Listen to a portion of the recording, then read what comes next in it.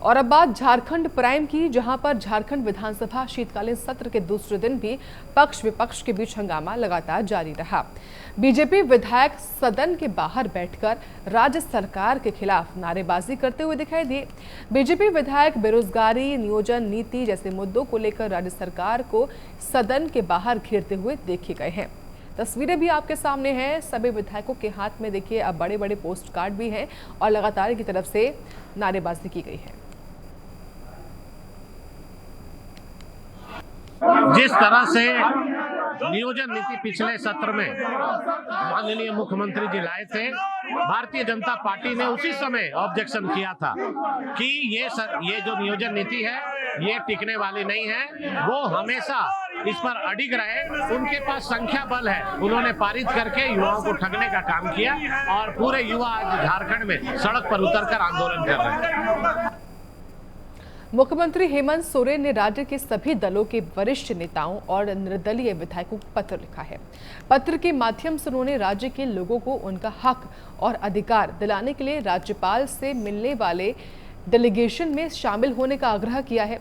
लेकिन सीएम के नेतृत्व में राज्यपाल रमेश बैस से प्रतिनिधिमंडल में मिलने की बात पर पूर्व सीएम बाबूलाल मरांडी ने इनकार कर दिया है।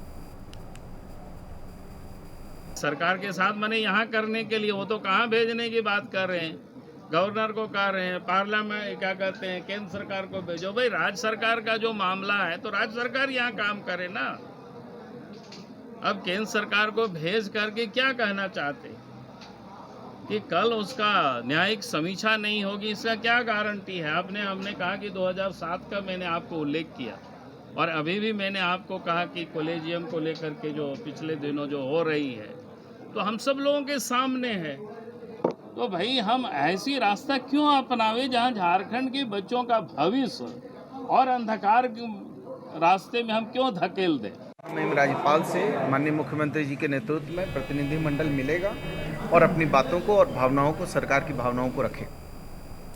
भारत कोकिंग कोल लिमिटेड पूरे विश्व में अपनी एक अलग पहचान रखता है। हिंदुस्तान में 95% कोकिंग कोल सिर्फ बीसीसीएल में ही पाया जाता है। साथ ही अग्नि प्रभावित होने के कारण इनकी अपनी एक अलग पहचान है। यह एक मिनी नवरत्न कंपनी है। इस कंपनी का सालाना टर्नओवर लगभग 14,000 करोड़ है। इन्हीं मुद्दों को लेकर रांची ब्यूरो चीफ मौजम अली ने बीसीसीएल के अध्यक्ष सह प्रबंध निदेशक समीरन दत्ता से खास बातचीत की है। सुनिए। फायर है, इसमें भूधसन है, तो उसको भी हम लोग को संभालना पड़ता है। लोगों का कोई क्षति ना हो वो हम लोग को देखना पड़ता है। ये सारे चीज़ मिला के बीसीसीएल का जो प्रोडक्शन है और जो कोयला है वो काफ़ी खास है। कोकिंग कोल इसलिए खास है कि जो दो टाइप का कोल होता है, कोकिंग कोल और नॉन कोकिंग कोल, जबकि नॉन कोकिंग कोल खाली पावर में ही लगता है। कोकिंग कोल हम लोग को ज़्यादातर पे स्टील, एल्युमिनियम, सीमेंट ये सब प्रोडक्शन में लगता है। मतलब नॉन पावर बेस्ड जो भी इंडस्ट्री है उसके लिए खास है। कोकिंग कोल से कोक बना के उसको हाई टेम्परेचर में पिघाल के हम लोग लोहे पिघाल के जो स्टील बनाते हैं उसमें खास काम होता है। और तो कोकिंग कोल से जो कोक बनता है ये एक खास चीज़ होता है जो नॉन कोकिंग कोल में नहीं होता है, तो इसलिए ये खास है। लेकिन हम लोग का जो थोड़ा बहुत कम ग्रेड का कोकिंग कोल है वो हम लोग पावर में भी भेजते हैं। कोकिंग कोल का हम लोग वॉश करके जो सेकंड प्रोडक्ट निकलता है वॉश पावर कोल, वो भी पावर में जाते हैं। तो टोटल हम लोग का जो भी प्रोडक्शन है उसमें से बैलेंस है। स्टील में बहुत अच्छा वाला क्वालिटी जो है या वॉश करके जो निकलता है उसको हम लोग भेज देते हैं और बाकी हम लोग पावर में भेजते हैं। तो हम लोग एक तरह से दोनों माने non power industry and power industry दोनों को फीड करते हैं। सीएमडी साहब, एक महत्वपूर्ण बात सवाल उठती है कि बार बार बोला जाता है बीसीसीएल जो है बीएसआरएल में चला गया था, बीसीसीएल घाटे में जा रही थी, तो क्या रणनीति रहा जो बीसीसीएल को जो उभार करके आप जो है इस मुकाम पर लेके आए और आज के समय में क्या टर्नओवर है और कितना प्रोडक्शन हो रहा है? देखिए, सबसे बड़ा चीज़ जो है कि बीसीसीएल एकमात्र एक कंपनी है, हालांकि ये मिनी रत्न कंपनी है, जो 40 मिलियन टन का दर्जा का ऊपर नहीं गया। तो in fact the highest ever production is 37 million ton. और बीच में कुछ सालों में लास्ट 5 साल अगर देखिएगा तो ये 26 मिलियन तक भी उभर के नीचे उतर के आ गया था प्रोडक्शन लेवल। तो एक चीज़ हम लोग को पूरा ध्यान में रखना पड़ेगा कि जब तक प्रोडक्शन नहीं बढ़ेगा तो आपका कॉस्ट का और आपका इनफ सेल्स रियलाइजेशन नहीं होगा ताकि आप स्टैंड हो सके, सस्टेनेबल हो सके। तो सबसे पहला काम हम लोग का जो करना है कि हम लोग को 40 का आसपास इमीडिएटली प्रोडक्शन को उठा के लेके जाना है। अगला साल का टारगेट ही हम लोग को 38-40 साल का होगा। इस साल का टारगेट 32 मिलियन टन है। अभी तक ऊपर वाला का कृपा से हम लोग जितना कर पाए और करने का उम्मीद है तो वो टारगेट से ऊपर जाएंगे। पिछले साल भी 30 मिलियन टन का जो टारगेट था हम लोग ऊपर में गया था। इस बार भी 17% ग्रोथ में अभी तक चल रहा है। तो हम लोग आशा करते हैं कि इस बार भी हम लोग 32 मिलियन का काफ़ी ऊपर जाएंगे। कितने हज़ार करोड़ का टर्नओवर रहता है पिछले 2-3 सालों में? मोटा मोटी देखिए लास्ट एक साल में तो हम लोग को 6-7 हज़ार करोड़ का भी उतर के आ गया था, जो आपका कोविड का टाइम था। बट अभी इस साल हम लोग कोशिश कर रहे हैं कि 13 से 14 हज़ार करोड़ तक टर्नओवर लेके जाएं। समीरन दत्ता साहब से बात कर रहे थे, जो भारत कोकिंग कोल लिमिटेड के अध्यक्ष प्रबंध निदेशक हैं, जिन्होंने जो BCCL की कायाकल्प बदल करके रख दिया। हमारे साथ कैमरामैन विपिन के साथ M Ali, bureau chief, Jharkhand prime news. Garhwa जिले के रंगा अनुमंडल क्षेत्र के खरवार टोला गांव में तेंदुए का आतंक देखने को मिला है। तेंदुए ने गांव की एक बच्ची पर हमला किया है। हमले में बच्ची की मौत हो गई है। बच्ची की मौत से परिजनों में कोहराम मचा हुआ है। ग्रामीणों ने घटना की सूचना वन विभाग को दी है। सूचना मिलते ही मौके पर पहुंची वन विभाग की टीम तेंदुए को पकड़ने की कोशिश कर रही है। वही तेंदुए के आतंक से ग्रामीणों में दहशत का माहौल बना हुआ है। बताया सर, कल हम लोग को रात को पता चला शाम के समय कि यहाँ पे तेंदुआ एक बच्ची को मार दिया है। हम लोग तुरंत पहुँचे यहाँ पर, उनके पिताजी से मिले, देखे तो लग भी रहा है अभी तक तो उसी तरह से कि तेंदुआ के द्वारा ही किया गया है। तो उस समय वन क्षेत्र पदाधिकारी श्री गोपाल चंद्रा की तरफ से इनको तत्काल सहायता के रूप में 5,000 रुपये दिया गया था DFO सर के निर्देश से। और फिर आज प्रोसेस करने के बाद इनको सरकारी मुआवजा के रूप में 4 लाख रुपये मिलेगा।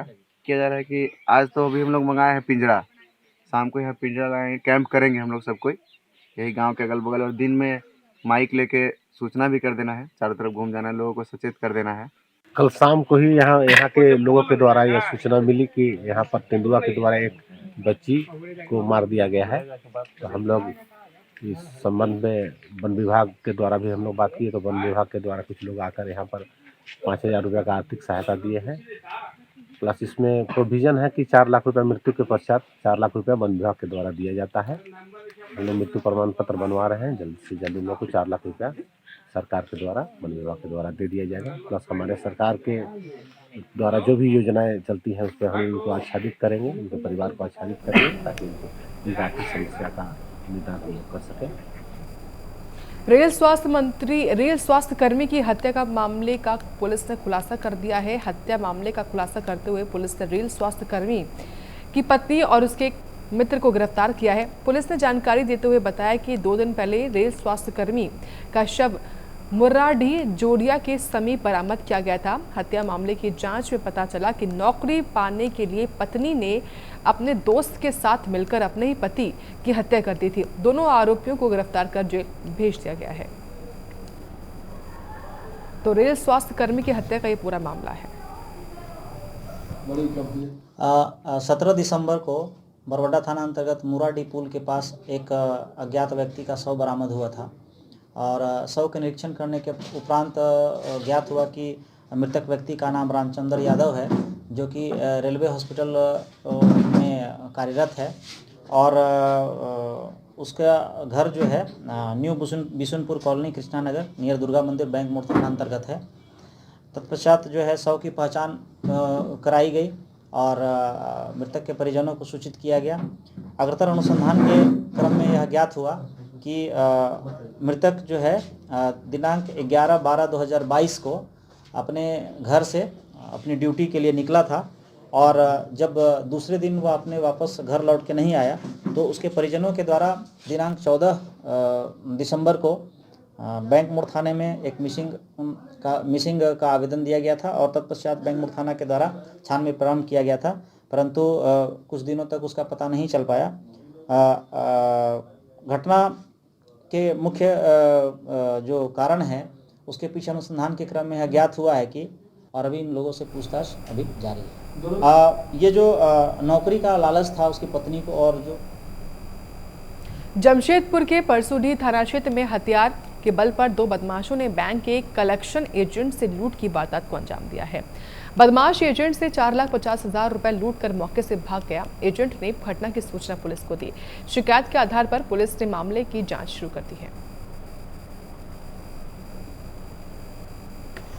मेरे कजन ब्रदर्स हैं अमर प्रताप सिंह, जो आज किसी काम की वजह से कलकत्ता गए हैं, तो उनका फ़ोन आता है 10:30 बजे के करीब में कि लड़का गया था हरीश मुखी फ्लिपकार्ट सुंदरनगर से और गुल पहाड़ी से पैसा कलेक्शन करने। फिर हम लोग वो पैसा को लेके फिर बैंक में जमा करवा के फिर अपना ऑनलाइन ट्रांजैक्शन फ्लिपकार्ट वगैरह करता है। तो उसको पिस्टल के बट सटा के और पल्सर पे अननोन नंबर गाड़ी जिसमें नंबर नहीं था, दो लड़के हेलमेट लगा के उसको पिस्टल के बट से मारे और उसका बैग में 4.5 लाख के करीब पे पैसा था, बैग लेके फरार हो गए। तो थाना में अभी आए हैं, थाना को बताए हैं, लड़का से पूछताछ हो रहा है।